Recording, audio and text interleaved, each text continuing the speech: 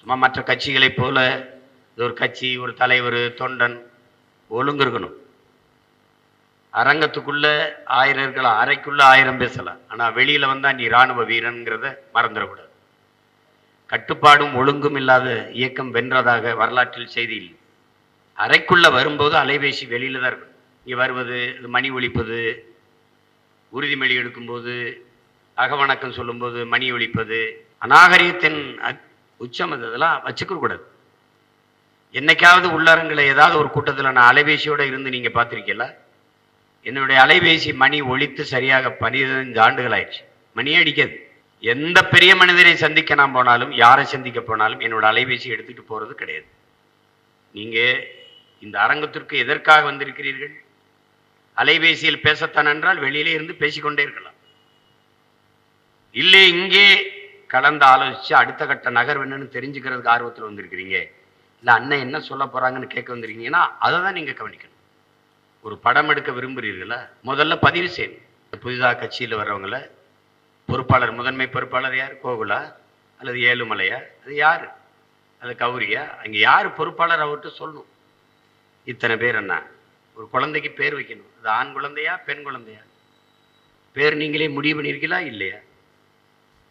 இல்லை. குழந்தையின் பெற்றோர் யார்? தாய் தந்தையர் யார்? கட்சியில் என்ன பொறுப்பு? எழுதி தாளில் இருக்கணும். அன்னைக்கு பொது மேடையில் அது சடையை பின்னி பூ வச்சு பொட்டு வச்சு ஒரு குழந்தைய கொடுக்கும்போது அது பெண் குழந்தை நினைச்சு நம்ம வெண்ணிலான்னு பேர் வைக்கிறோம். ஆனா அவன் ஆண் குழந்தைங்கிறத எடுத்து நீங்க கேலி பண்ணி என்னை கேலி பொருளாக்க நீங்க யார்? காஞ்சிபுரத்தில் நாம் தமிழர் கட்சி கூட்டத்தில் பெண் குழந்தை என நினைத்து ஆண் குழந்தைக்கு வெண்ணிலா என சீமான் பெயர் வைத்ததால் கூட்டத்தில் நகைச்சுவை ஏற்பட்டது. நீங்க பெண் குழந்தை ஆண் குழந்தைன்னா வெண்ணிலான்னு வச்சவன் வெண்ணிலான்னு வச்சிருப்பேன். அப்ப எவ்வளவு பொறுப்பற்ற செயலை செய்கிறீங்க நீங்க. அது யாருடைய வேலை? படம் எடுக்க வரும்போது ஒவ்வொருத்தரா வந்து ஒவ்வொருத்தரா எடுத்து ஒவ்வொருத்தரா இறங்கி போகணும். படம் எடுக்கும்போது ஒரே ஒரு கருவியை வச்சுதான் எடுக்கணும். எல்லாருக்கிட்டே அலைபேசி இருக்குன்னு எல்லாரும் எடுத்தா நாங்க எந்த கருவியை பார்க்கறது? இதெல்லாம் ஒரு அடிப்படை அறிவு. என் பக்கத்தில் இருக்கிறவர் இந்த கருவியை பார்ப்பாரு, நான் இந்த கருவியை பார்ப்பேன். 2 பேரும் ஆறு கொண்டு பார்க்க மார்கன் நோய் மாதிரி தெரியும். படம் நான் எடுக்கிறேன்னா ஒருத்தரை அவரோட எடுக்கிறேன்னா அவருக்கு தான் படம். நீங்க பின்னாடி 5 பேர் இருந்தா அது யாருக்கு படம்? அது எவ்வளவு ஒழுங்குகளை செஞ்சிருக்கு பாருங்க. எல்லா கட்சிகளிலும் மேற்கூரை போட்டு கூட்டம் போட்டாங்க, நம்ம தூக்கணும். எல்லா கட்சிகளிலும் மேடையில் எல்லாரையும் உட்கார வச்சாங்க, முதன்மை பொறுப்பாளர்களை நம்ம இறக்கணும். பேசுற மேடை இருக்கு, அறிவிப்போம், போய் பேசிட்டு கீழே இறங்கிப்போம். ஏன் அதை செஞ்சோம்? இங்க உட்கார்ந்து இருக்கும்போது நீ பேசிக்கிட்டு இருப்ப உருக்கமா, அந்த நேரம் அவர் வீட்டில இருந்து அழைப்பு வரும், கூட்டத்தில் இருக்கேன் அப்புறமா பேசுறேன்னு அவர் பேசிட்டு இருப்பாரு.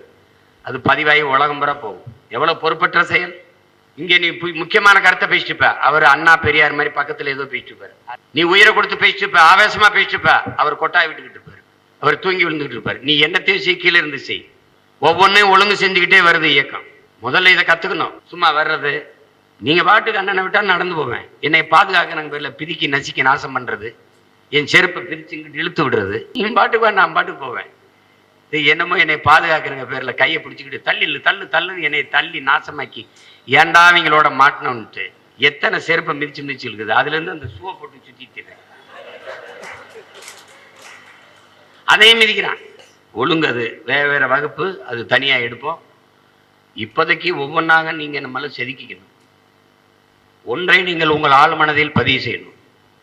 நீங்கள் ஒரு கட்சி, அதில் ஒரு உறுப்பினர், அதில் ஒரு தொண்டர், இந்த எண்ணத்தெல்லாம் கைவிடணும். நீங்கள் அடிமை தேசினத்தின் உரிமைக்கு புரட்சி செய்ய வந்த புரட்சியாளர்கள் என்கிற எண்ணம் உங்க எல்லாருக்கும் இருக்கு.